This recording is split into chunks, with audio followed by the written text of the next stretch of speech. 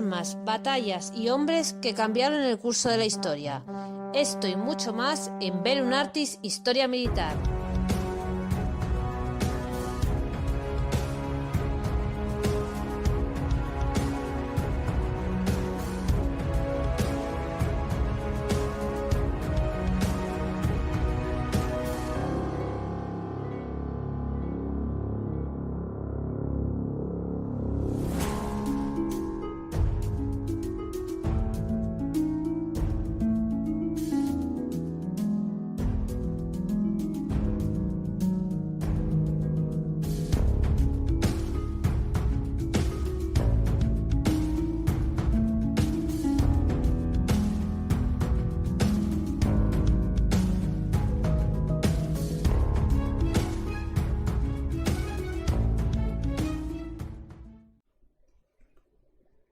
En 1937, tras un año de guerra civil, el gobierno de la República activó la operación El Schulmeister, con el objetivo de lograr la retirada de la ayuda de Hitler y Mussolini al bando nacional, para lo cual se planteó la cesión de territorios como las Islas Baleares, Canarias y el Marruecos español.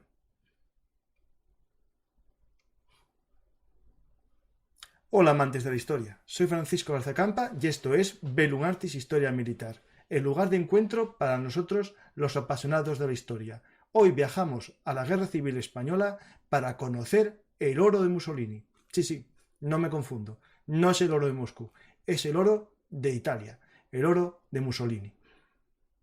Para ello contamos con la ayuda de Manuel Aguilera, pero como siempre, estos viajes en el tiempo tienen un precio, que es dar a me gusta y dejar un comentario. Y si sois nuevos, suscribiros a nuestra agencia de viajes temporales, Bellum Artis, dando a la campanita y si nos escucháis en iVoox, dando el botón suscríbete. Y a los que ya sois viajeros habituales, nos podéis invitar a un café en nuestros sistemas de micromecenazgo en patreon.com, en PayPal y también en Bizum. Muchas gracias a todos los mecenas, ya que gracias a vosotros esto es posible. Empezamos el viaje con nuestro nuevo amigo Manuel Aguilera. Hola Manuel, ¿qué tal? Hola Francisco, ¿qué tal? Pues vamos a viajar a Mallorca y no vamos a viajar por carretera, sino más bien vamos a viajar en hidroavión, ¿no? En hidroavión, como venían en la guerra civil, ¿no? Sí. Los hidroaviones. Sí, encantado de estar aquí y nada, de que muchas gracias por hablar de este tema que yo encontré hace 15 años y he conseguido publicar ahora. Pues 15 años durmiendo lo que se dice el sueño de los justos, ¿no? Pues Sí. por desgracia hay tanto en la historia que contar, ¿no? Y a veces hay un legajo o un documento en algún archivo perdido y nadie lo encuentra. Otras veces nadie lo quiere encontrar, es decir, se sabe que está, pero nadie quiere contarlo porque no es muy popular. Y bueno, en este caso puede que haya sido las dos cosas, ¿no? Sí, yo cuando lo encontré en 2005, esto fue en la Universidad de Stanford en Estados Unidos, en San Francisco, yo, me escandalicé muchísimo. Y yo sabía que ahí había que tirar del hilo. Pero claro, era un tema tan delicado que dije, yo tengo que encontrar más pruebas. Y como mínimo 3, por la parte española y también por la parte italiana, y si puede ser británica o alemana, ¿no? Tenía que engancharlo bien el tema. Por eso he tardado tanto en publicarlo. Y ha sido un poco milagroso, ¿eh? Un poco Sí. milagroso todo. Pues hay que dar gracias a Arzalia, que es un amigo de Bellum Artis. Vino hace poco el editor a hacer un programa muy interesante sobre Little Heart, el gran estratega del siglo XX, uno de los grandes. No voy a decir el gran porque si no se me van a echar encima mucho, uno de los grandes. Y gracias a él y sus libros de Arzalia, la historia también tiene vidas, ¿no? Es decir, los editores, todos, tienen un papel fundamental junto con los escritores, ¿no? Y los libreros también, que nos permiten tener los libros cerca de nuestras casas, ¿no? Es el paso intermedio. Pues vamos a hablar del oro de Mussolini, ¿no? En este libro te planteas cómo la República planeó vender parte de España al fascismo, ¿no? Esto es muy interesante con este subtítulo te puedes destacar en las librerías, ¿no? Sí. A ver, yo sé que es impactante. Yo lo estuve hablando con el editor, con Ricardo Artola, como has citado, que es un gran editor y la verdad es que estoy encantado con él. Es una persona que se ha apasionado con el libro y además que ha aprendido muchísimo con él y lo ha mejorado también el libro. Estuvimos discutiendo sobre el subtítulo y yo sé que es impactante, pero es que los documentos también lo son y queríamos eso transmitirlo de alguna manera. Estamos hablando de una negociación que puso en peligro la integridad territorial de España, la cesión de territorio español a una potencia extranjera, en este caso Italia o Alemania, para comprar su retirada de la Guerra Civil Española. Luego, si quieres, entramos un poco a fondo, pero tampoco hay que entender como un ánimo de criticar a la República. Hay que No, es un hecho entender. histórico, eso hay que contarlo. Sí. Claro. O sea, es un hecho histórico que está justificado por los documentos, ¿no? Por eso los documentos, además de citarlos, los más importantes los hemos reproducido en el libro, tal cual, para que la gente los lea directamente. Y que hay que tener en cuenta que la República estaba en un momento desesperado y que si no conseguía la retirada de Italia y Alemania, sabía que iba a perder la guerra. Esto estamos hablando, exacto, estos son algunos de los documentos, estamos hablando de entre enero y abril del 37, cuando ya se sabía pues, que Italia y Alemania se habían volcado en la ayuda a Franco y la ayuda rusa no podía sustituir o compararse a esa ayuda, no estaba compensado, ¿no? Al menos así lo veía el gobierno de la República. Era un momento de, digamos, de apuro. Exacto. Sí. Y ellos también se habían convencido de que la ayuda de Reino Unido y Francia no iba a llegar. Así que necesitaban una medida, un plan desesperado, que en este caso se le ocurrió al embajador republicano en París, Luis Araquistáin, y en esas actas que yo encontré, son como 100 folios, manuscritos, además, directamente por Araquistáin y enviados a Largo Caballero, además que lo ponen perfectamente, y además ellos en las actas hablan de, las mismas actas dicen las reuniones que tenían Largo Caballero y él, de que es un tema muy secreto, muy delicado, que es mejor hablarlo en persona, que es mejor no dejar pruebas. O sea, es que era un tema tan delicado que no querían dejar pruebas. Por eso es casi milagroso que al final hayan aparecido... Sí, que no hayan quemado ni destrozado a nadie, sí. De hecho, cosas de la historia, ¿no? Al final los alemanes están comprando Mallorca por porciones, ¿no? Antes a lo mejor se los vendían en un lote y ahora lo están comprando ellos por porciones. Pero antes de comenzar el programa, voy a hacer una pequeña cuña publicitaria, solo para, bueno, es nada, un minutito, para recordar a la gente el Bellum Artis Premium. ¿Estás buscando una experiencia completa en el mundo militar? Bienvenido a Rincón Militar.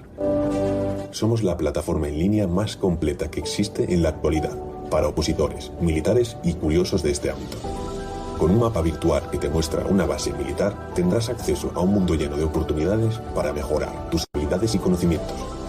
Desde una academia para oposiciones de tropa y marinería y ciberseguridad, una oficina de salida laboral con cursos de formación para la empleabilidad y empresarial, una tienda con más de 10.000 productos militares, una cantina militar, una plaza como red social, un museo, un gimnasio y una OFAP. Todo lo que necesitas está aquí, en Rincón Militar. Y lo mejor de todo, registrarse en Rincón Militar es totalmente gratuito. Pero si deseas una experiencia aún más completa, ofrecemos un acceso premium que te brindará descuentos, ventajas y regalos. Únete a Rincón Militar hoy mismo y experimenta la plataforma más completa en el mundo militar.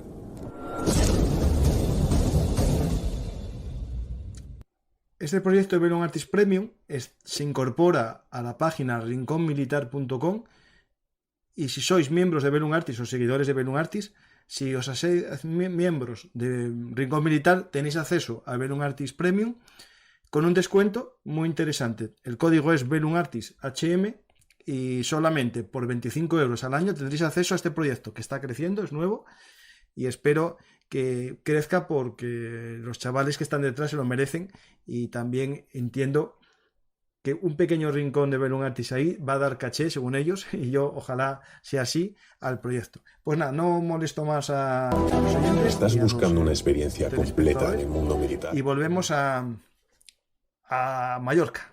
Estamos en Mallorca o Menorca, Sí. y nos vamos a... Ah, no, Menorca no, que Menorca... Bueno, eso no lo iban a dar porque estaba en sus manos. ¿O sí? No, bueno, Menorca era republicana. Claro. Y no, y es curioso, bueno, una de las cosas que hablamos en el libro, y porque investigo la presencia también italiana, hasta qué punto llegó a ocuparse Mallorca por los italianos, ¿no? Que era una gran denuncia que hacía el gobierno de la República constantemente, de que ya estaba ocupada por los italianos Mallorca. Una de las cosas que cuento es el plan que tenía el conde Rossi para ocupar Menorca, donde, bueno, aparte de haber hecho una represión salvaje, como también estaba haciendo en Mallorca, hubiera creado un laboratorio fascista. Él quería su propio, bueno, acumular más victorias para ganar prestigio e implantar un verdadero fascismo a la italiana en España. Uh-huh. Y bueno, cuento cómo los propios militares, tanto españoles como los italianos, recelan del conde Rossi y son los que le retiran el apoyo a la hora de la operación a Menorca. O sea, los propios militares no querían embarcarse en una conquista de Menorca que fuera liderada por el conde Rossi. Uh-huh. El conde Rossi es posiblemente el italiano más conocido de los que estuvieron aquí en Mallorca, que le llaman el generalísimo de Mallorca, porque durante meses era prácticamente el que mandaba, pero bueno, eso, bueno, yo también lo cuento en el libro, que fue algo exagerado, ¿no? Decir que era el que mandaba. Tuvo un pico de poder, que fue al principio, en septiembre, octubre y noviembre, y luego ya perdió la confianza, ya digo, tanto de los militares españoles como de los italianos. Y aquí cuando dices hacer un experimento, ¿no? De una Menorca o de una Ibiza o de una Mallorca fascista, que es que a él no le gustaba, por ejemplo, el movimiento falangista, por ejemplo. ¿No? Es decir, el falangismo le parecía distinto al fascismo, muy distinto, y él quería, digamos, convertir a los españoles al fascismo versión italiana.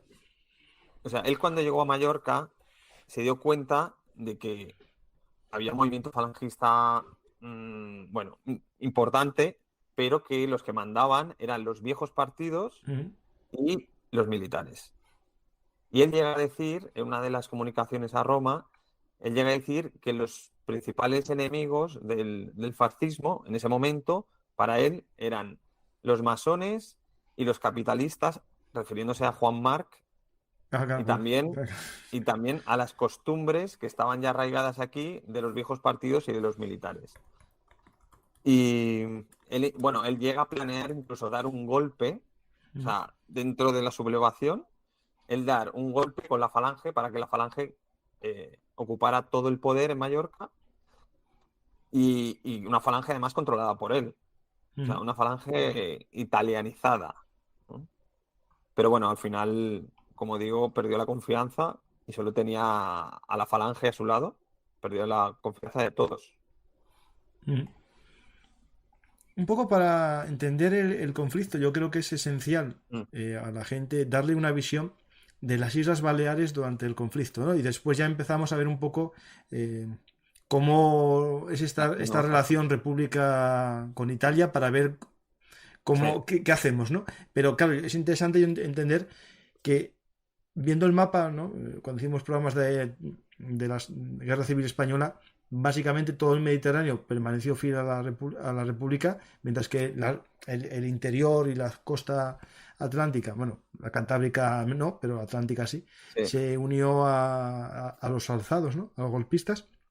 ¿Por qué Mallorca queda en manos, digamos, o al principio no queda en manos, que es lo que fue, y después toman el control los golpistas? Sí. Un poco explicar un poco al público esa situación. Sí, para poner en contexto, hay que tener en cuenta que Baleares siempre ha sido un feudo de la derecha. Es verdad que la está gobernando a la izquierda, ha cambiado, pero en los años 30 era un feudo de la derecha.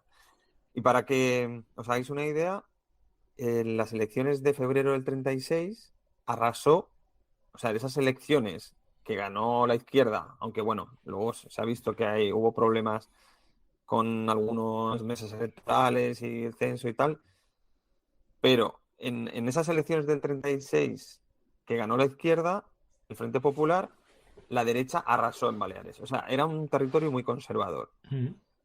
Cuando llega la sublevación, prácticamente la respuesta obrera es testimonial, es mínima. En algunos pueblos hay algunos enfrentamientos con carabineros y algunos obreros y tal, pero poco más. Entonces, enseguida, Mallorca queda controlada por el bando sublevado, Ibiza también. En Ibiza hay que decir que estaba Rafael Alberti, por ejemplo, y se tuvo que esconder. Sin embargo, en Menorca la suboficialidad militar, o sea, toda la tropa conspiró contra los oficiales y, bueno, los metió presos y muchos de ellos los fusiló. Hubo varias matanzas masivas en Menorca y entonces al final tomó el poder de la isla un brigada. O sea, Sí, bueno, sí, claro. que era Es poco más que Pedro sargento, Marqués. para que lo sepa la gente. Exacto. Que se llamaba Pedro Marqués, porque todos de teniente para arriba o estaban presos o fusilados. Hay que tener en cuenta que la base naval de Mahón había un destacamento muy, muy grande y había, bueno, tanto a nivel de defensa de costa como tropa, o sea, artillería y armada, pues era un centro muy militar muy importante. Aquí, cuando Manuel hablamos de la tropa, ¿nos referimos a infantería o sobre todo al componente de la armada? Que se vio que casi toda la armada, la marinería, fue fiel a la República. Bueno, especialmente los técnicos, ¿no? Los que eran radiografistas, mecánicos y eso, tenían ya sus propios grupos antirrevolucionarios, ¿no? Metidos dentro de los barcos ya antes de la guerra, ¿no? Es decir, esto mismo pasó también digamos, en las plantillas de puertos y plantillas de arsenales. En Menorca pasó una cosa muy parecida a lo de Cartagena. O sea, que los marinos se rebelaron contra sus jefes y son ellos los que se hacen con los barcos y con la base naval. Y bueno,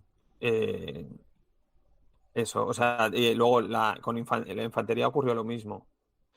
Así que, o sea, Menorca fue una rebelión de la tropa contra los oficiales. Y se quedó así, bajo control republicano, toda la guerra. Durante el desembarco de Bayo, las columnas catalanas pasaron primero por Menorca y allí en ese momento fue cuando llegó la revolución. Se quemaron algunas iglesias y, bueno, hubo más matanzas y tal. Y luego vino un nuevo jefe, un nuevo oficial republicano que puso paz en la isla y detuvo las matanzas. Pero sí se mantuvo. Pues ahí tenemos este escenario, ¿no? Y aquí en estas islas.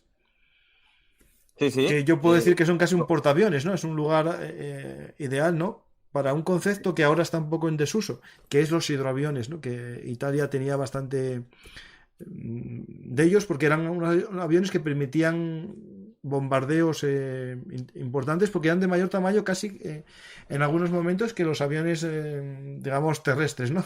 Es decir, es un concepto que Italia había desarrollado bastante, el hidroavión, ya en la Primera Guerra Mundial, en programas que hice sobre la 10ª flotilla más, ya hablaban de los hidroaviones italianos. ¿Cuál era el papel como portaaviones que se le podía plantear a Mallorca o a Ibiza, por ejemplo? Sí, a Mallorca se le llama el portaaviones imposible de hundir, ¿no? Y ese fue el gran fallo de la República, no poner más carne en el asador para recuperar tanto Mallorca como Ibiza y Formentera.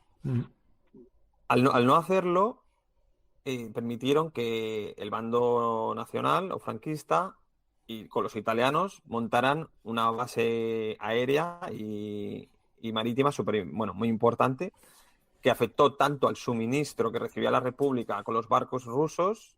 O sea, ellos estuvieron machacando todos los barcos de mercancías y con armas y tal, que obligaron a cambiar la ruta de los barcos, y también estuvieron machacando toda la costa peninsular, afectando a las ciudades, a la industria militar, a las comunicaciones, obligando a distraer tropas para llevar a la costa en previsión de un desembarco. O sea, el perjuicio que provocaron a la guerra fue tremendo. Y el fallo está ahí sobre todo en Indalecio Prieto, que era el ministro de Defensa, el que suspendió las operaciones de Bayo, bueno, como ministro del aire y del mar, retiró los barcos y avisó de que si las tropas de Bayo no volvían a los barcos, pues que los abandonarían allí. Entonces, porque ellos pensaban que todo lo invertido en la recuperación de Mallorca era más útil en otros frentes. Y luego se vio que, bueno, tampoco fueron más útiles en otros frentes, porque creían que los llevaron a Huesca muchos, porque creían que iba a caer Huesca, no cayó, y además se perdió Mallorca y dejó que la convirtieran en un portaaviones. Sí. Hay una base importante de esta de hidroaviones, la de Pollensa, ¿no? Sí, la base de hidroaviones de Pollensa es de las más importantes. Decían que era una de las joyas del Mediterráneo, tal.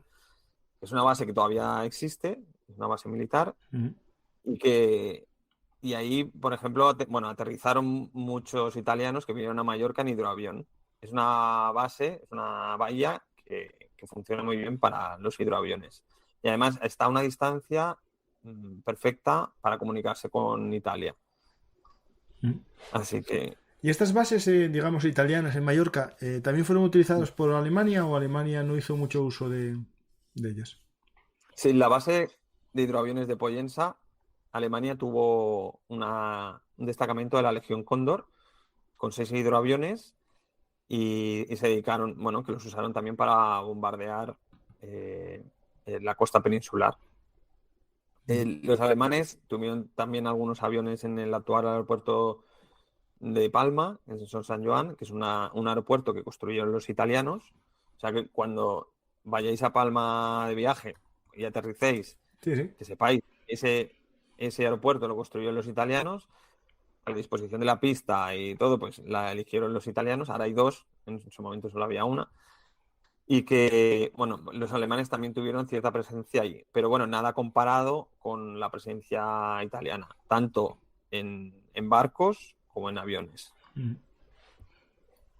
Sí. Iba a poner una foto de un hidroavión alemán, pero mejor que no la pongo porque me censuran el programa, porque tiene un simbolito en el timón de cola, entonces la gente es muy sensible. Sí. Pues... y no es la cruz de Aspa de San Andrés, ¿eh? No es la cruz de Borgoña ni la X tachada, como queramos denominar, al timón de cola de la Guerra Civil. Es verdad que, claro, que ese avión a lo mejor no lo habían todavía repintado poniéndole la cruz, ¿no? Sí. Era porque era un hidroavión con la esvástica detrás puesta en el timón de cola. Pero es verdad que casi todos los aviones que participaron en la guerra civil en el bando sublevado, en el bando alzado, en el bando nacional, tenían el aspa, ¿no? Se pintaba como símbolo de, digamos, de identificación. Por lo tanto, yo sí que he visto fotos de aviones aquí en el aeropuerto de Palma con la esvástica. Sí, yo también, las fotos estas, pero yo creo que es por eso, porque debían recién aterrizado y cuando ya los iban a usar en la lucha española pintarían esto. Vale. Digamos porque en el vuelo internacional el timón de cola era la bandera de su país y en ese momento en este momento es la cruz gamada, es el símbolo ya de Alemania como país, por lo tanto tenían que llevarlo, pero al pasar a luchar en la guerra civil española pues lo que quitan los colores, digamos, de la nación. Eso es algo típico lo estamos viendo en la actualidad, ¿no? Como incluso se cambia el color de pintura para que no sea el color del país que entrega el arma, ¿no?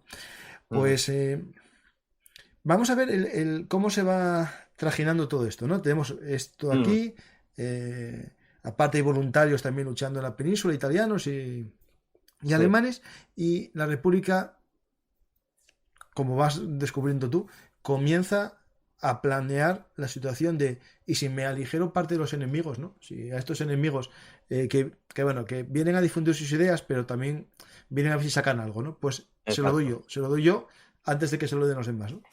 Exacto. O sea, lo que se ve en esta negociación es que Italia priorizaba sus intereses nacionales sobre los ideológicos. Uh-huh. Porque podría haber llegado a un acuerdo con la República. O sea, cómo evoluciona la negociación, se ve claramente que Italia, dice, Italia solo se sacrifica cuando su patria está en peligro. Ellos lo dicen. Y si la República le da un acuerdo mejor que el que le podía dar Franco, pues si eso le beneficiaba a nivel de nación, pues iba a seguir para adelante. Uh-huh. Lo que pasa es que, bueno, como se ve en el libro, también había muchas presiones del Reino Unido, que no le interesaba que Italia pusiera un pie en Mallorca.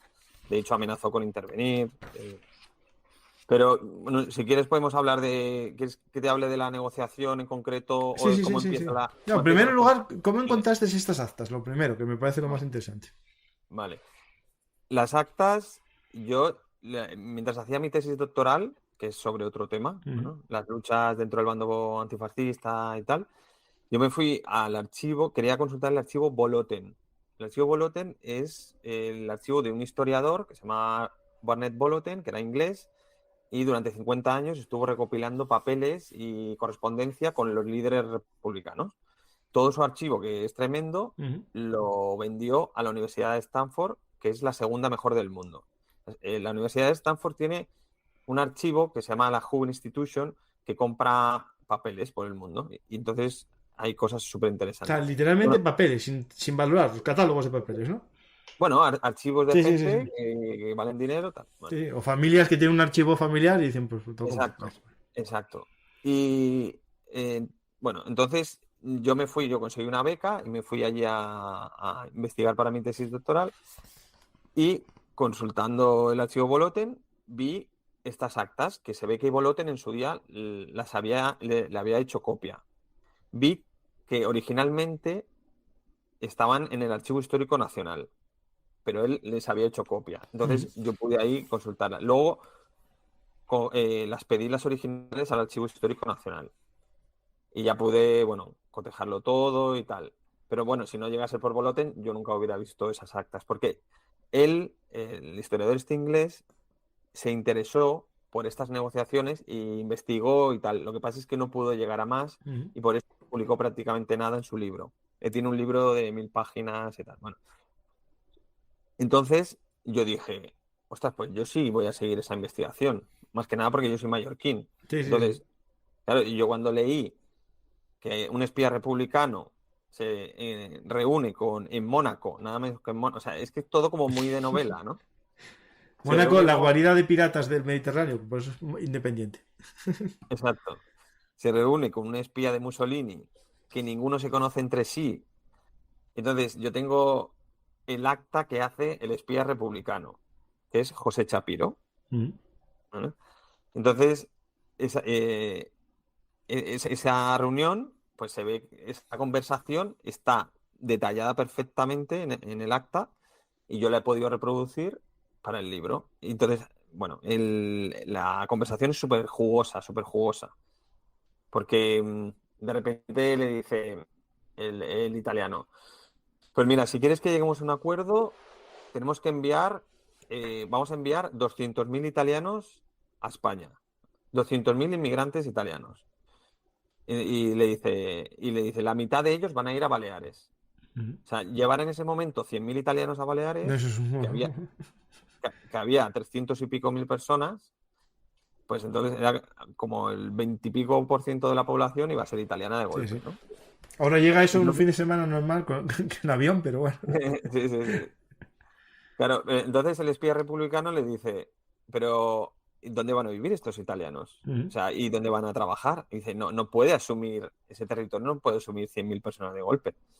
Y entonces el italiano le dice, no te preocupes por eso, porque nosotros ya hemos identificado unas fincas que vamos a comprar y los vamos a llevar a vivir ahí. Dice, esto es un modelo que no es nuevo para Italia, sino porque ya lo estamos implantando en Túnez. Claro. ¿Qué pasa en Túnez? Italia estaba intentando italianizar Túnez. Aunque era un protectorado francés, esto desde antes de Mussolini, o sea, desde finales del 19, Italia ya tenía una política expansionista y estaba intentando italianizar Túnez, llevando inmigrantes, o sea, comprando el propio Estado, comprando fincas, llevando inmigrantes, fundando escuelas, periódicos y tal. Hay que recordar que Túnez está al lado de Libia, que sí que era territorio italiano, digamos, de colonia italiana, pero querían expandir, ¿no?, a la Tunicia, ¿no?, a lo que... Exacto, y justo debajo de Sicilia. Sí, sí. No, eso es territorio, claro, históricamente, claro, del Imperio Romano todo ahí. Sí. Pero esto que estás comentando, esta forma de comprar tierras para después mandar colonos, bueno, es algo que hay más países que lo hicieron y bueno, y se habla todavía que hay gente comprando tierras en la Patagonia, incluso para esa función, ¿no? Es interesante, pues... Y además, yo lo que he conseguido descubrir para el libro es cómo lo hicieron y qué fincas eligieron. Y bueno, eso ha sido con lo que he podido cerrar el libro 15 años después, porque es una operación secreta que lo hicieron a través de testaferros mallorquines, además con una empresa pantalla, creando una empresa pantalla. O sea, es como la corrupción esta de hoy en día de los políticos, que lo hacen siempre a través de empresas pantalla y testaferros. Sí. Pues es lo mismo, pero en los años 30 y coordinado todo desde Roma. Bueno, a ver, desde el Estado italiano. Si llega a ser desde Sicilia, bueno, estaba más apañado todos estos testaferros y todas estas cosas. Sí. Ahí la mafia no se va muy bien con el fascismo, eso es cierto también, que complica un poco esa... Ahí... No, pero bueno, eso, que cogen mallorquines para poner todo a su nombre. Claro. Y luego encima, esos mallorquines que fueron testaferros, yo da la casualidad de que conozco a uno de sus descendientes, bueno, consigo entrevistarles, bueno. ¿Y esos testaferros después de la guerra se quedaron con las tierras, ya que nadie se las reclamó? Muy buena pregunta. Es uno de los enigmas que sigo investigando, que quedan en el libro, de qué pasó después. Porque porque parece que todos los implicados en la compra de tierras, italianos, parece que desaparecen durante la Segunda Guerra Mundial y nunca vuelven a reclamar lo que habían comprado. Entonces, las tierras se quedan a nombre, sobre el papel, se quedan con los mallorquines. O sea, los mallorquines testaferros se quedan con las tierras al final, aunque el dinero lo había puesto Italia. Sí. De hecho, una de las compras es una pedazo finca, ¿no? Es decir, la mayor finca. ¿Pero se compra todo en una parcela o se compra varias que da lugar a la más grande? ¿O se hizo una compra de una finca que estaba en venta por algún motivo? Se compra la tercera finca más grande de Mallorca. La tercera, que es decir mucho, ¿eh? Sí. O sea, la tercera finca más grande de Mallorca, que son 18 kilómetros cuadrados con 6 kilómetros de costa, nada menos. Y está justo al lado, además, de la base de hidros de Pollensa, que estábamos hablando.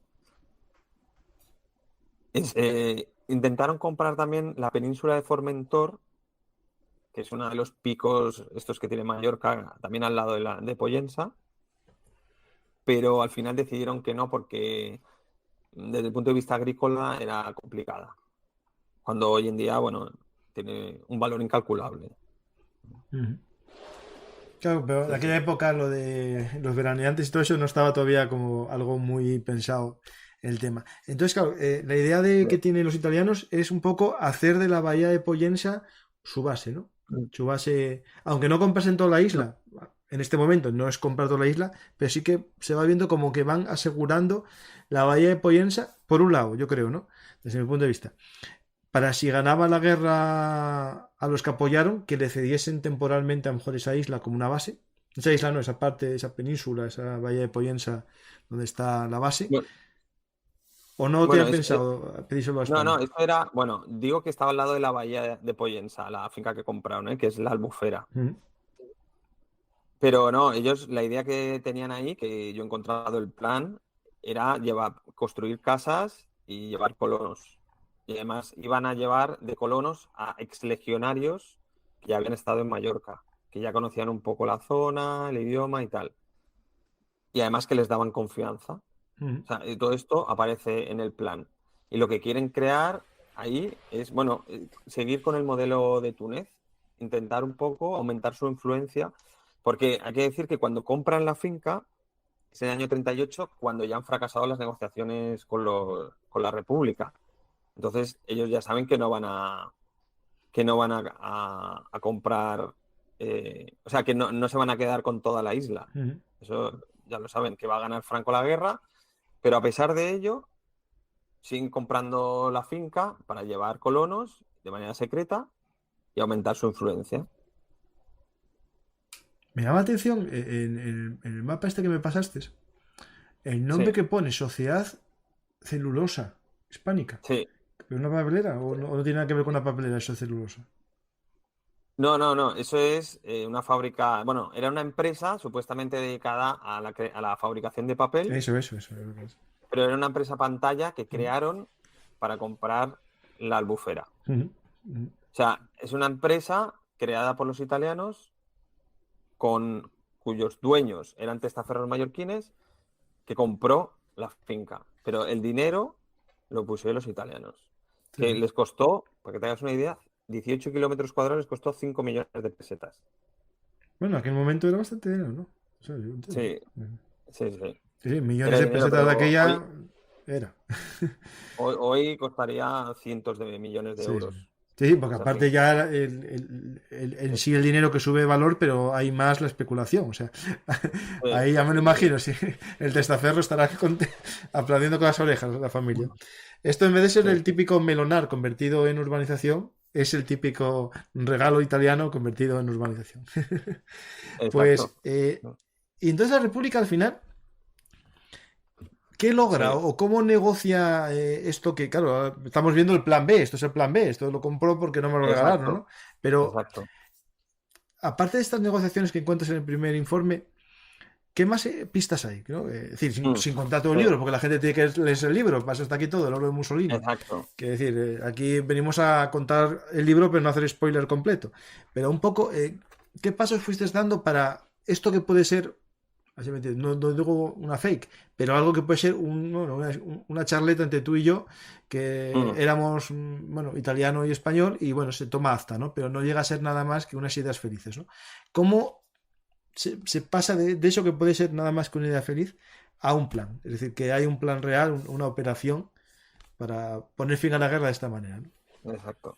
Sí, la operación, como has dicho al principio, se llama Schulmeister, que es el nombre de la gente que se encarga de negociar. Ellos, bueno, tengo que decir antes de empezar que en el libro también cuento cómo investigo todo. Cuento en primera persona a qué archivos voy y todo eso para hacerlo más Uh -huh. entretenido. Sí, sí. ¿Vale? Tanto el resultado de la investigación como el proceso de la investigación. Y bueno, los primeros contactos lo hacen a través de diplomáticos, sobre todo Dino Grandi, que era el embajador italiano en Londres. Y bueno, ahí van tirando y llega a haber hasta 3 reuniones con los italianos, 4 con los alemanes. Con los italianos avanzan más porque ponen más sobre el papel lo que quieren los italianos, ¿no? Que en este caso es, aparte de dinero, pues las Baleares. En el caso alemán, lo que hay muchas conversaciones, se hace saber o se entiende que hay un interés por Canarias, porque en el Mediterráneo habían dejado vía libre a Mussolini, entonces los alemanes no tienen interés en las Baleares. Y lo que pasa es que los alemanes lo que exigen es un documento por escrito Uh -huh. al espía republicano. Y el espía republicano le dice que no les puede dar nada por escrito porque luego se puede usar como propaganda en contra de la República. Entonces, los alemanes le dicen, si no me das un documento escrito, no podemos avanzar en la negociación. Y entonces se encalla un poco. Hay 4 reuniones, y además que también es muy peliculero, porque hay reunión en París, en Estocolmo, en Bruselas, y luego creo que de nuevo en París. Y y bueno, según las actas, parece que Goering estaba en contra de llegar a un acuerdo. Hay que decir que Goering estaba muy interesado en que Alemania continuara en la guerra porque tenía la Legión Cóndor allí. Claro, Entonces, probando sus cosas. exacto. Goering se oponía al acuerdo y Hitler parece que no se oponía al inicio, pero Goering sí.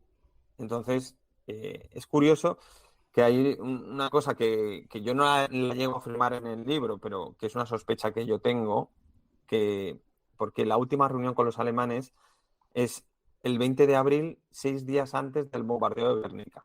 Uh-huh. Y es posible, bueno, el bombardeo de Guernica fue tan salvaje que ya supuso un punto de inflexión en el tema de las negociaciones, y ahí la República se dio cuenta de que ya no podría llegar a un acuerdo con Alemania. Uh-huh. Entonces, ahí es cuando, bueno, parece que la negociación está herida de muerte. Sí. Y después, entre los documentos que me pasaste, que aparecen, más pruebas. Sí. sí, que hay unas pruebas, está también una carta de Montseny, ¿no? Sí. A Boyotón. Y aquí también es interesante porque, bueno, Montseny es un personaje ya, bueno, con nombre, no es un acta de un desconocido, ¿no? Exacto. Bueno, el acta del desconocido es acta del espía, José Chapiro, y también las actas de Araqustein. Sí, sí. O sea, son las dos. En cuanto a Federica Montseny, al ser anarquista, viene como de otro lado, ¿no? La fuente. Es una fuente fiable, pero que viene de otro lado, ya no viene del PSOE. Federica Montseny era la ministra de Sanidad y se le conocía también por su incontinencia verbal, ¿no? Era una persona que lo contaba todo. Y en una carta que yo encontré también allí en San Francisco, ella confiesa que se llegó a plantear en el Consejo de Ministros la cesión de Baleares o Canarias, y ella dice incluso a Hitler, para comprar su retirada de la guerra. Y además llega a decir, no encontraréis acta ni nota alguna sobre este tema, porque se prohibió dejar nada por escrito. Y la última frase es, todavía es muy pronto para contar toda la historia. Y esto lo decía en 1950. O sea, ella reconocía que en 1950, claro, como había muchos que estaban vivos todavía, claro, de los implicados, pues que era muy pronto para contarlo, ¿no? Y mirad todo lo que hemos tardado para contarlo. Pues menos mal que tienes pruebas, porque mucha gente te dirá que es todo mentira, que es una invención tuya. Sí, bueno, ahí están los documentos. Sí. A yo me remito. Pues tenemos todo esto que al final no llegó a buen cabo en parte, ¿no? Porque Alemania a lo mejor dice que mira, que no quiero nada contigo y te lo demuestro de esta manera, ¿no? Porque a veces Guernica, entre las polémicas que hay detrás de ello, ¿no? Está eso. Si fue probar unas tácticas, un golpe de mano, ¿no? Decir la fuerza que tengo yo frente al otro, ¿no? Es decir, a lo mejor está incluso vinculado a esto que, como muy bien dices, a los pocos días sucede el ataque en Guernica, ¿no? Pues tenemos más o menos los puntos vistos todos, ¿no? Y al final, un poco, Italia, ¿no? Cuando finaliza la guerra, claro, comienza un poco la Segunda Guerra Mundial, pero ¿cuál era la presencia italiana en ese año 39, que no hay guerra mundial, acaba la guerra española y hay unos meses que todavía no hay guerra mundial? ¿Sigue habiendo italianos en Mallorca, en Pollensa, o se retiran cuando se retiran el resto de voluntarios italianos de España? Porque es verdad que existe una retirada de voluntariado, pero si quedaba algún asesor o quedaba algún... Tengo que decir que los italianos, como has dicho lo de Pollensa, otra vez, perdona que ellos estaban sobre todo en la base de Son San Joan, o sea, el actual aeropuerto Pollensa de era Palma. de España. Sí. Luego tenían otros aeródromos repartidos por Mallorca, también tenían submarinos en Sóller y luego muchos barcos en la bahía de Palma. O sea, más o menos el reparto era así. Ellos, cuando termina la guerra, claro, había miedo de si se iban a mantener en Mallorca.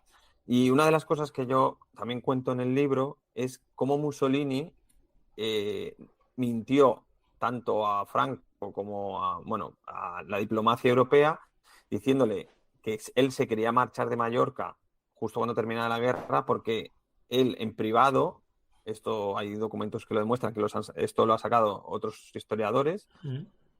Él reconoce que quiere mantenerse en Mallorca todo el tiempo posible porque quiere usarla como base, al menos aérea, en la Segunda Guerra Mundial.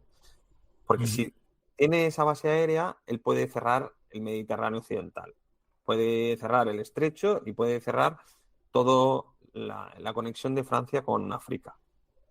Y él llega a decir, ni un negro va a poder cruzar el Mediterráneo para ir a Europa. Y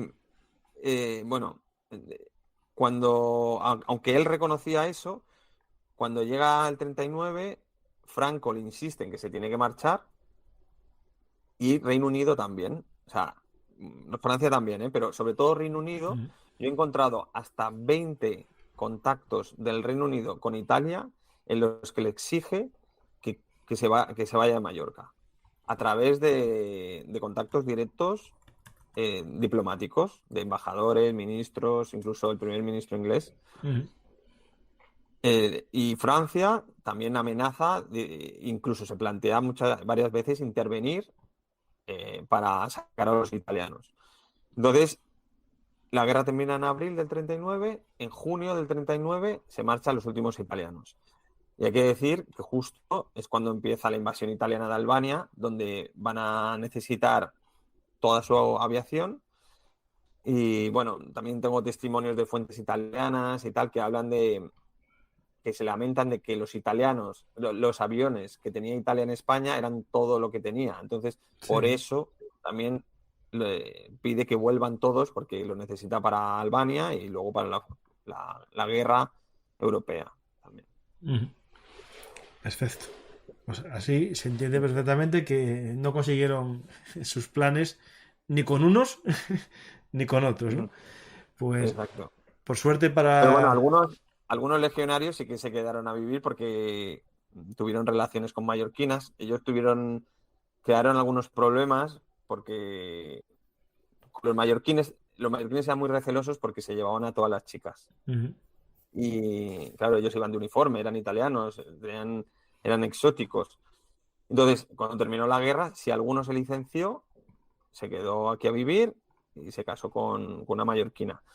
Incluso tengo el caso de un italiano que se enroló en la División Azul mallorquina. O sea, que en lugar de irse con su país a luchar al frente ruso, se fue con España a través de Mallorca. Sí. O sea, pues hay unas fotos, tan arraigado. A ver si encuentro que al poner tu nombre y tal, me salen unas fotos de una familia en la playa, ¿no? A lo mejor era de los italianos, ¿no? Porque era en blanco y negro y de la época esa, a lo mejor sí que era. Una cosa que me comentaste que podíamos hablar era de la foto de la portada del libro, ¿no? Esta foto de unos jóvenes, ¿no? Con el pelo engominado de la época, con ese bigotillo, ¿no? Tan típico de la época. Y uno de ellos lleva un cartel Vía Veneto, ¿no? Sí, exacto. Sí. Esta foto la elegimos porque representa muy bien lo bien que estaban los italianos en Mallorca. Esta foto está tomada en un hotel que hay en la Bahía de Palma, que se llama el Hotel Mediterráneo, cuyo edificio todavía existe, y son oficiales de la aviación legionaria de Baleares. Y yo tengo publicamos en el libro también, como anexo, las memorias que escribió este italiano, que se llamaba Luigi Mancini, y que yo tuve la suerte de conocer a su hijo en Roma, y me dio sus memorias inéditas. Las hemos traducido y están en el libro también. Son muy interesantes, cuentan la vida de los italianos en Mallorca. Y nos vino muy bien porque representa que ellos eran los amos en ese momento, los amos en la teoría, ¿no? Bueno, ellos tenían todos los medios posibles, tenían coches, tenían gasolina, tenían comida, se alojaban en los mejores hoteles. Y iban, ellos cuentan que por la noche también salían, tenían cámaras fotográficas y carretes ilimitados. Entonces, tenían una vida, por ejemplo, muchos tenían una habitación, algunos con baño, ¿no? Y decían, joder, es que voy a la guerra y estoy aquí en un Es hotel, mejor ¿no? que en mi casa. Entonces, bueno, dicen que estuvieron muy bien, ¿no? No tuvieron muchas bajas. Eh, el caso que tuvieron más bajas fue la explosión de una caldera de un barco italiano que fue un accidente en el que murieron creo que 50 o algo así. Sufrieron algunos bombardeos republicanos, pero no graves. Y, y eso, no tuvieron grandes bajas. Ahora tenemos un mausoleo italiano en el cementerio de Palma, donde se supone que hay 66 cuerpos todavía italianos, y el gobierno de aquí, bueno, dice que quiere retirar ese mausoleo porque tiene, bueno, un águila y alguna inscripción de la época. Así que, sí, sí.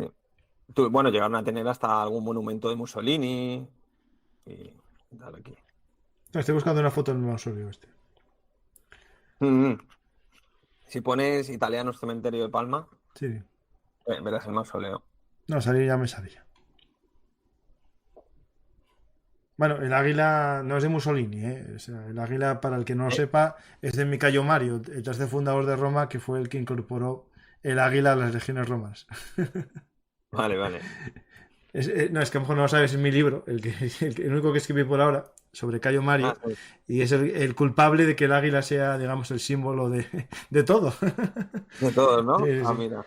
Pues ahí está, el águila de Cayo Mario en Italia, en Mallorca.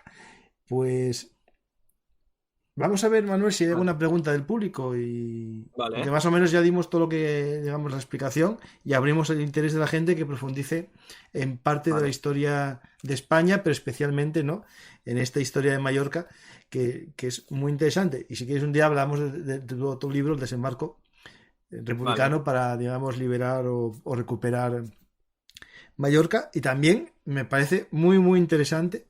Tu tesis doctoral sé que me va a implicar problemas, pero es muy interesante, ¿no?, esas luchas entre los antifascistas en la Guerra Civil Española, entre comunistas y anarquistas, entre las distintas facciones de cada bando también, que es muy interesante. Yo tengo un libro que está escrito por un anarquista en Argentina, que es ¿Por qué perdimos la guerra?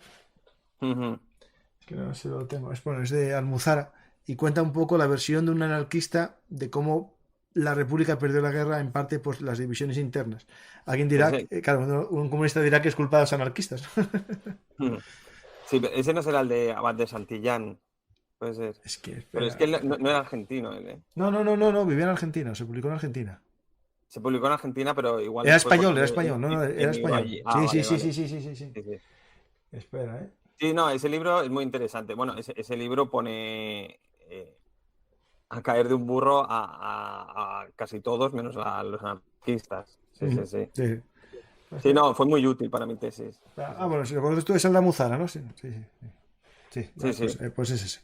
Pues cuando quieras. Ahí estamos. Yo encantado. Es sobre todo los hechos de mayo del 37 en Barcelona, el golpe de Casado. Y bueno, como es mi tema de tesis, pues yo encantado. Vale. Hice una investigación sobre todo de descripción de los combates, con mapas y tal, porque son combates urbanos y nunca se habían descrito exactamente día por día. Y luego también saqué hice una investigación cuantitativa de cuántos exactamente murieron y de qué bando. Sí. Y luego los asesinatos sueltos que hubo durante toda la guerra. Y así, para hacer un cómputo total, que me salieron unas 1000 víctimas. O sea, 1000 antifascistas asesinados por otros antifascistas por motivos políticos. Sí. Pues así vamos mal. Pues vamos aquí una pregunta, no sé si la sabrás. ¿Por qué los británicos rechazaron la oferta republicana sobre la cesión de los puertos de Vigo, Cartagena y Mahón? Es verdad, que eso no hemos hablado. Pues lo sabías. Es verdad. Sí, claro, cuando entra Juan Negrín, al ser canario, él evidentemente no va a vender Canarias ni va a vender una isla. Entonces, él entra, sale largo caballero, se suspende la negociación con Italia y Alemania y comienza nueva negociación con Inglaterra y Francia, con Reino Unido y Francia. El capitán Alberto Bayo, que fue el que desembarcó en Mallorca, en sus memorias, las tengo aquí, él denuncia que vio como Prieto ofrecía los puertos de Vigo, Cartagena y Mahón, o sea, las mejores bases navales españolas, al Reino Unido a cambio de que interviniera en favor de la República. Claro, yo quería confirmar esto que decía Bayo en sus memorias. Entonces, revisé los archivos ingleses, que esto era un tema que lo habían buscado otros historiadores como Ángel Viñas y no habían encontrado el documento en Londres. Y tuve la suerte de encontrarlo, o sea, el informe que hizo el oficial inglés que recibió la oferta de Prieto de las bases navales. Y él no cita Vigo, él cita Cartagena y Mahón. Y entonces el inglés dice, Prieto nos ha dicho que si intervenimos nos ceden las bases de Cartagena y Mahón. De Cartagena, o sea, se dice pronto, ¿eh? Sí. No, y claro, esto, por ejemplo, Ángel Viñas escribió un artículo y llegó a decir sobre el tema, después de que yo lo publicara y tal, y llegó a decir que, bueno, que eso no se hubiera ahorrado 40 años de dictadura. O sea, vino como a justificar la cesión de esas bases al Reino Unido a cambio de vencer, ¿no? Y claro, yo pienso, bueno, se nota que no eres ni de Cartagena ni de Mahón, porque la gente de allí estoy seguro de que no le hubiera gustado nada, ¿no? Bueno, de Mahón tengo un programa sobre la recuperación de Menorca.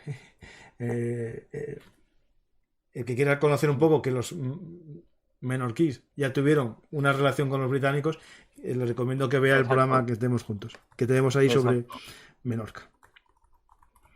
Sí. Lo pongo aquí para el que lo quiera ver, se llama La toma de Menorca, que tiene que ver con la recuperación de parte del territorio español contra los británicos, que lo perdimos en otra guerra, es verdad, una guerra civil española también, porque era también una guerra civil española, en la que los ingleses aprovecharon para intervenir y quitarnos 2 territorios, ¿no? Este de Menorca y Gibraltar, que todavía sigue en sus manos. Pues la verdad que cuando vamos a una guerra civil siempre alguien nos lo quita, ¿no? Yo hace poco comentaba con las invasiones que tuvimos, bárbaras, y posteriormente con los franceses y con todo en la historia de España se resume que nos invadieron cuando les invitamos a entrar. O les dejamos entrar. Todas. Cuando les pedimos ayuda a un bando para que intervenga en una guerra civil española. ¡Pum! ¡Hala! Castañazo. Cuando les decimos, ya que vais a invadir Portugal, pasad. Pues, moraleja, por favor, políticos del futuro de España, tened en cuenta eso. Sí. Pues vamos a... Y todo esto que sirva como alerta de que en un futuro conflicto puede peligrar la integridad territorial de España. Y lo que más peligra son Ceuta, Melilla y las islas. Eso es lo primero. Sí. No, mientras no peligre el corazón de España, que es Asturias, lo demás... Exacto. Eso es España. Lo demás podrá rebrotar todo. El libro lo encontré, es este. ¿Por qué perdimos la guerra? Exacto. Era justo este, de Diego Abad de Santillán, era justo que tú decías. De Santi. Sí. Pues vamos a ver otras preguntas. Que tengo que ir moviendo pantallas. ¿Juan March se enteró del plan republicano? No hay evidencia de ello. No hay evidencia de que se negociara, o sea, de que Juan March conociera la negociación. De hecho, esta negociación tampoco hay evidencia de que la conociera Franco, porque no aparecen los libros oficiales o más profranquistas. O sea, esta historia solo ha salido de refilón, el tema de la negociación de la República con Italia y Alemania, en Javier Tusell, Ángel Viñas y Pío Moa. O sea, estos 3 lo han sacado, pero no han ido al fondo, ¿no? Se ve que no le han dado la importancia que yo creo que tiene. Sí, o que pasase siempre como un rumor y no había nadie que había encontrado entre los cientos de documentos lo que tú encontraste, que le da el valor histórico, que antes sería solo un rumor. Bueno, se hablaba, ¿no? Se decía que se había negociado. Nunca mostró interés Mussolini en el Marruecos español. Hubiera sido más amenazante para atacar Gibraltar. Pues mira, el espía español le llega a ofrecer el Marruecos español, porque eso sí que se querían deshacer de él. O sea, las islas sí que Araquistáin dice que le parece inadmisible que lo pidan los italianos y que le parece pedir demasiado, ¿no? Y entonces, pero ellos sí que ofrecían el Marruecos español. Lo que pasa es que el italiano le dice que no le interesa No porque quieres. tiene frontera con Francia. Claro, claro. Sí. Dice, además lo dice de manera explícita y muy clara. Dice, Marruecos no nos interesa porque tiene frontera con Francia. Sin embargo, Baleares son islas alejadas que no nos causan ningún problema fronterizo. Claro. Sí, sí. No, eso es lógico. Ya tenían frontera con Francia en la zona de Túnez, ¿no? Pues ya tenían un problema por ahí y después tendrían otro en futuros problemas. Bueno, en aquel momento Italia también tenía la frontera famosa con Francia, querían recuperar la zona de Marsella y toda esa zona que había sido históricamente italiana también. Lo intentaron, ¿eh? Pero no. El avance italiano durante la Blitzkrieg fue todo menos Blitzkrieg.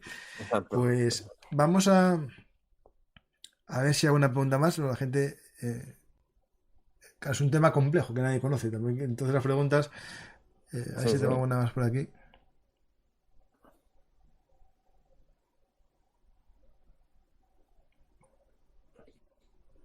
Aquí. Me dice uno, Vigo también, vaya barbaridad. A ver, esto me imagino que todos tenían sus planes, ¿no? Bueno, para ganar la guerra. Lo que no hay todavía ningún documento en el que el bando sublevado regalase algo de territorio, ¿no? No, yo no he encontrado. De hecho, en el pacto que firman en noviembre del 36 Italia y Franco, el gobierno de Burgos, se indica claramente que se tienen que respetar la integridad territorial de España. En eso insiste mucho Franco. Hay que tener en cuenta que Franco había sido comandante militar de Baleares justo antes de la guerra y estaba familiarizado con la zona y conocía muy bien su importancia estratégica. Tenía además muchos amigos aquí, militares, tal, que se hubieran escandalizado si se enteran de que él estaba dispuesto a ceder un palmo de terreno aquí. Sí, lo tendría difícil, sí. Sí, sí. Aunque alguno diría, antes una España troceada, que lo mismo que decía Ángel Viñas, pero al revés. Claro, es que cuando nos ponemos a hacer juicios de valor de la historia, siempre hay las dos versiones que podría perfectamente ser tan válida para uno que para el otro. Por desgracia, es así la historia. Yo prefiero no hacer esos juicios y la historia hay que comentarla como fue y como es, pero no como me gustaría que hubiese sido, ¿no? Pues vamos A a... ver, yo me he encontrado mucha gente que a nivel privado me dice que vendería una isla. O sea, claro, pero lo dicen a nivel privado y porque ellos no son de ahí. Claro, ¿no? Y O sea, todos venderíamos como el que dice algo. que yo no defendería Ceuta y Melilla, porque no son de Ceuta y Melilla. Claro, Claro, pero a lo claro. mejor me da igual, porque es un sitio pues que me da igual, pero bueno, si fueras de allí no dirías eso, ¿no? Sí, sí, sí. No, yo eso estoy contigo 100%. Pues, Manuel, la verdad que voy a ver si queda alguna pregunta porque tengo que abrir varias ventanas para llegar allí. Vale. Y si no queda ninguna pregunta, pues... Ah, mira, sí, aparece una. Hay unos cines en el centro de Palma que están en una ubicación donde fueron encerrados republicanos. ¿Tuvieron los italianos algo que ver en los que fueron fusilados? Sí, el conde Rossi es muy famosa su frase de tutti Rossi fusilati. Entonces, él decía que todos los rojos tenían que ser fusilados. Y cuando él llega, se desata, ya había empezado la represión, pero como que la acelera. Sobre todo los asesinatos clandestinos. O sea, de que Sí, el no paseo. eran... El paseo. Sí, los paseos. Bueno, que no estaban ni presos ni nada. Gente que, pues, que la cogían, la mataban y ya está, ¿no? Lo que dice, lo que él cita es los cines Augusta, son unos cines que están al lado de la Plaza de España de Palma, que son muy, muy conocidos. Justo en ese mismo solar, no es el mismo edificio, pero en la misma ubicación, en la guerra, había un almacén de maderas que sirvió de cárcel para los republicanos, o bueno, para la gente de izquierdas y tal. Y esos estaban controlados por los militares. Entonces los italianos no tenían nada que hacer. Estaban controlados por el ejército español. Y algunos fueron fusilados, otros luego procesados y fusilados, otros acabaron en campos de concentración. Bueno, hubo un poco de todo. Pero digamos que esos eran como, digamos, prisioneros, digamos, oficiales. O sea, Sí, estos eran los presos no que lo oficiales. cogieron y le dieron un paseo, sino que eran Exacto, prisioneros de guerra y fueron juzgados, vale, con las leyes de aquel momento o sin tal, pero no es lo que estamos hablando de las sacas, ¿no? exacto. Vale. No, estos eran oficiales y de hecho los militares les decían a los presos, estáis aquí mejor porque si estuvierais fuera, igual ya se hubieran matado. Ya se Mm. hubieran venido unos falangistas y se hubieran matado. Aún así, hay que decir que hubo algunos que los sacaron de allí y los mataron de manera clandestina también. O sea, Sí, sí, sí. también los sacaron y todavía no se sabe dónde están los cuerpos. Hay aquí un sello que me llama la atención, que es del general Aldo Rossi, que pone Mm. Ejército Anticomunista. Sí, sí. ¿Eso qué es? ¿El nombre que se autodenominó él? ¿Su ejército en Sí, Mallorca? sí, Porque yo nunca lo vi este. sí, eso es la terminología que él usaba para su ejército. Él creó como una guardia pretoriana que llamó los Dragones de la Muerte, que eran falangistas rapados, que eran unos 50 y estos eran los que se encargaban de muchos fusilamientos.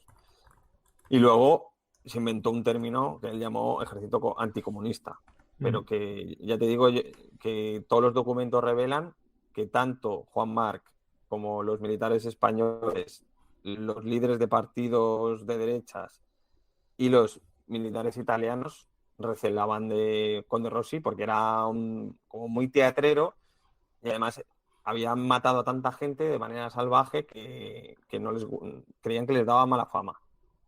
Mm. Ah, no, para ver, para March y para la gente, digamos, más conservadora, esto tampoco, claro, esto no era lo que, bueno, una cosa es la cárcel o un juicio de chiste, o que vemos, pero hacer esto, claro, no.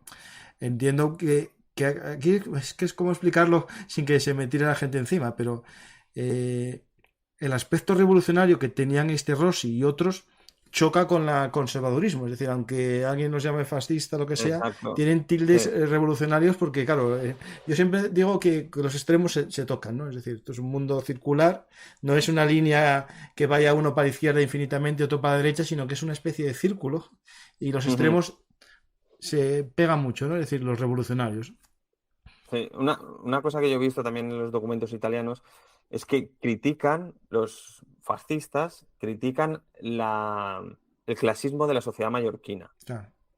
O sea, claro, se relacionaban con gente de aquí que eran propietarios y muchos eran de la nobleza y tal.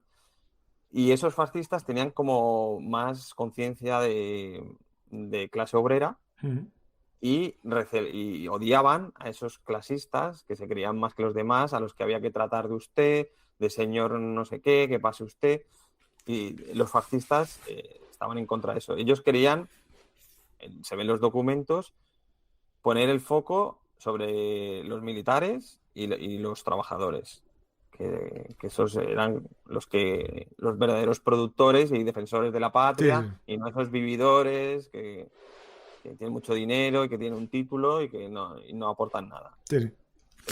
No, eso es entendible el que conozca un poco de verdad todos estos movimientos de los años 20 y 30 y no se vaya a etiquetas simples, ¿no? De un lado y de otro, Mm, sino bueno, que entienda los matices.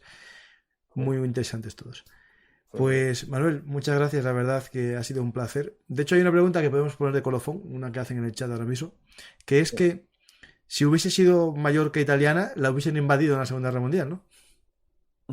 Los americanos. Pues sí, o sea, hubiera sido en lugar Sí, sí. De de Sicilia, ¿no? desembarcar en Sicilia, Sí, hubieran sí. desembarcado antes en Baleares.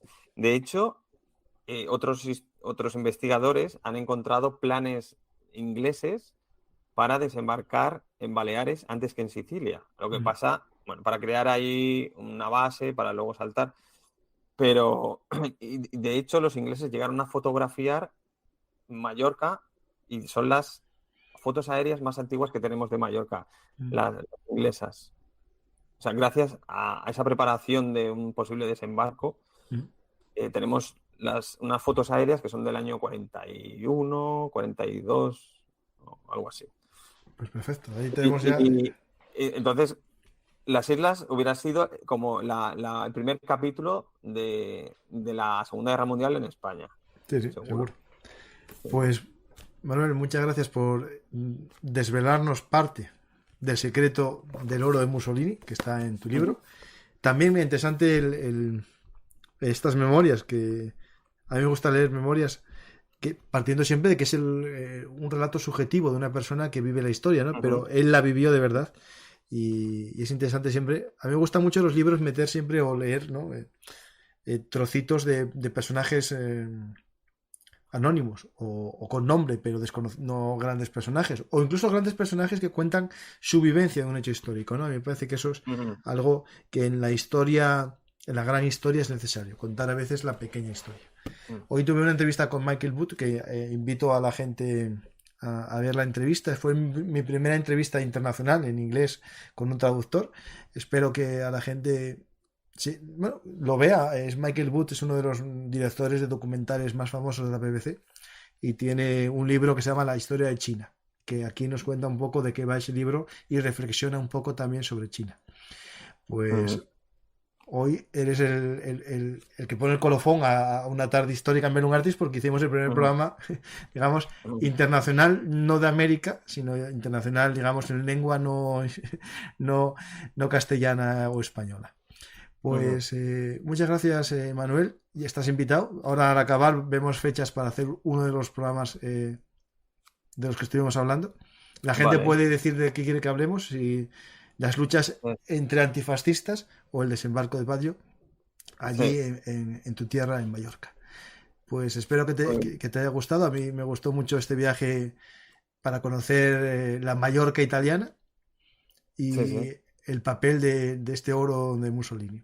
Que realmente el oro de Mussolini podemos decir que es para comprar estas parcelitas, ¿no? O sea, no, el oro de Mussolini era Mallorca. O sea, ¿qué era lo que quería? Vale, que se llevaba como el oro de Moscú, vale, se llevó el oro, aquí se llevaría a Mallorca, vale, sí, ese juego de palabras. En este caso, como el oro de Moscú ya se había ido, y Mussolini lo que quería, aparte de dinero, era territorio, en concreto de Baleares. Vale, sería un pago en especie. Exacto. Pues muchas gracias, Manuel, y gracias a tu editorial, Arzalia, por dar a conocer este tema que nos completa la historia, ¿no? La historia no es que nos guste o no nos guste, es la que es. Es decir, alguien que dirá, no, es que esto es lo que fue. Es decir, como también diría otro, que no me cuentes esto que no me gusta, ¿no? La historia, por desgracia, es lo que es, y los amantes de la historia tenemos que contar lo que fue la historia, no lo que nos gustaría que haya sido, porque algo peor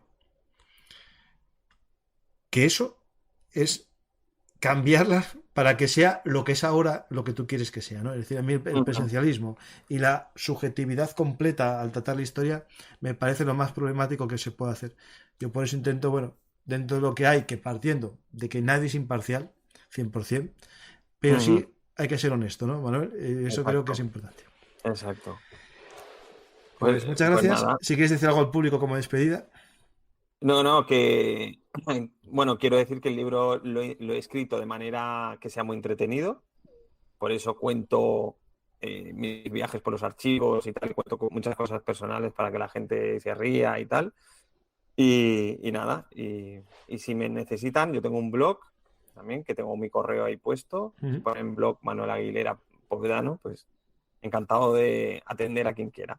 Pues también estás en Twitter, ¿no? Manuel Aguilera _, ¿no? M Aguilera _. Sí, exacto. Sí. Pues muchas gracias a ti por venir a Bellum Artis. Espero que vuelvas pronto. Y me despido yo también ahora del público, recordándoos que si os ha gustado este programa, deis a me gusta, dejéis un comentario y lo compartáis en vuestras redes sociales para que más gente descubra esta parte desconocida. No digo olvidada. Esto es desconocido porque nunca se supo. A veces la historia hay cosas que se nos olvidan o no nos cuentan para que no se hable, sino que esto a lo mejor nadie lo descubrió de verdad, ni incluso los que hubiesen usado esto como arma. Es decir, el régimen franquista hubiese descubierto esto y seguro que lo hubiese contado a los cuatro vientos para decir, mira estos, que no maman España, la iban a entregar a cachitos, ¿no? Yo lo hubiese hecho si hubiese sido del otro régimen, ¿no? Por lo tanto, es que esto estuvo olvidado, totalmente desconocido, ahí, sin que nadie lo supiese. Pues muchas gracias, espero que os haya gustado. Y si queréis que Bellum Artis siga haciendo estos programas tan de nicho, como dicen aquellos, pues apoyarnos, invitarnos a un café en nuestros sistemas de micromecenazgo, en Patreon, en PayPal y en Bizum. Muchas gracias a todos y hasta la próxima historia hablada, que os esperaré tomando un café. Gracias a todos los mecenas que apoyan este proyecto de divulgación histórica. Muchas gracias y os dejo con Bellum Artis Premium para que lo descubráis. ¿Estás buscando una experiencia completa en el mundo militar? Bienvenido a Rincón Militar. Somos la plataforma en línea más completa que existe en la actualidad para opositores, militares y curiosos de este ámbito. Con un mapa virtual que te muestra una base militar, tendrás acceso a un mundo lleno de oportunidades para mejorar tus habilidades y conocimientos. Desde una academia para oposiciones de tropa y marinería y ciberseguridad, una oficina de salida laboral con cursos de formación para la empleabilidad y empresarial, una tienda con más de 10.000 productos militares, una cantina militar, una plaza como red social, un museo, un gimnasio y una OFAP. Todo lo que necesitas está aquí, en Rincón Militar. Y lo mejor de todo, registrarse en Rincón Militar es totalmente gratuito. Pero si deseas una experiencia aún más completa, ofrecemos un acceso premium que te brindará descuentos, ventajas y regalos. Únete a Rincón Militar hoy mismo y experimenta la plataforma más completa en el mundo militar.